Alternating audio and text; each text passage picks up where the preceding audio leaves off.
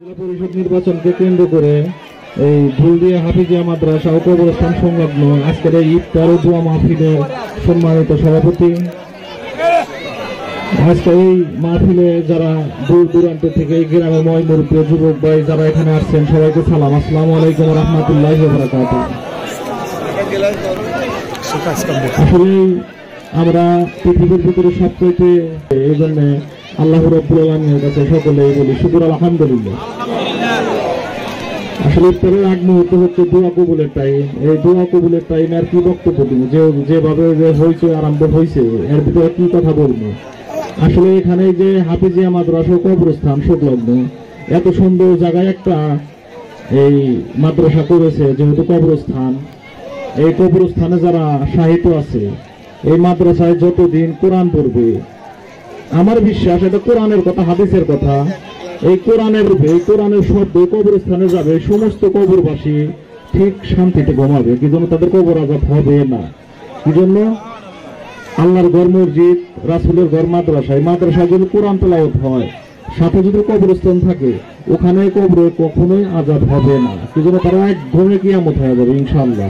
যেহেতু আল্লাহর ঘর মসজিদ, আল্লাহর ঘর মাদ্রাসা, এখানে এই মাদ্রাসা করা হয়েছে কবরস্থান সংলগ্ন, অবশ্যই মনে করেন যে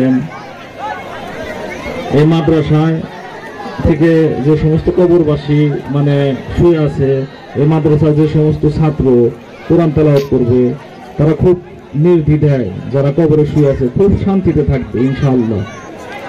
আর যেহেতু উপজেলা নির্বাচন পরিষদ 8ই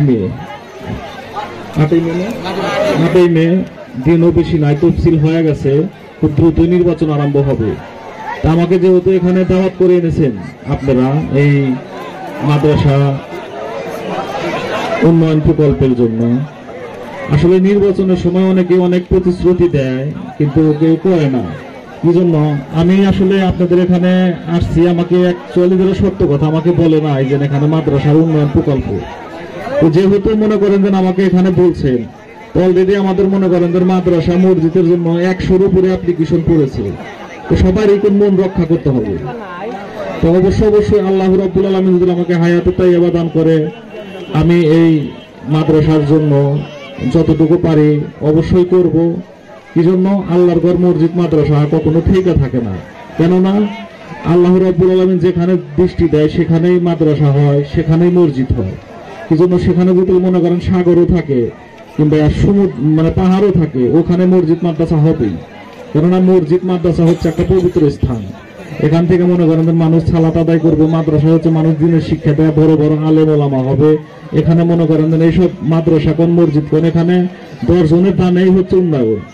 এই মসজিদ মাদ্রাসা আমার মতো অনেক লোক এসে দান করবে, হয়তো আপনারাও জানবেন না।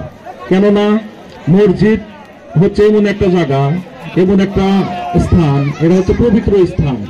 এইখানে যারা সালাত আদায় করে, যারা নামাজ পড়ে, মনে করেন যে নিজের শান্তির জন্য, যেহেতু আমরা মুসলমান, 5 ওয়াক্ত নামাজ আল্লাহ রাব্বুল আলামিন ফরজ করেছে।